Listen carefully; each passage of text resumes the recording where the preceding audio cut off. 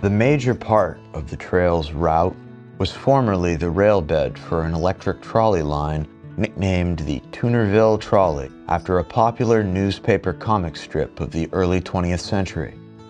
The railroad's efficient transportation proved essential to the machine tool industry. Since the settlement of Springfield in the mid-18th century, the Black River has been a source of power for many industrial factories.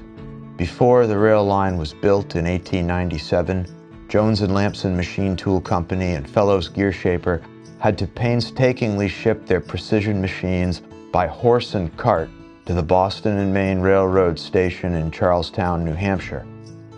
For passengers, the trolley line reduced the 5-mile journey to Charlestown from 2 to 3 hours by stagecoach to less than half an hour. Even after the trolley stopped carrying passengers in 1947, the rail line remained in use until 1984, bringing in raw materials and shipping out finished machine tools of great size and weight. The rail service added crucial momentum to an industrial boom that gained Springfield the title of Precision Valley.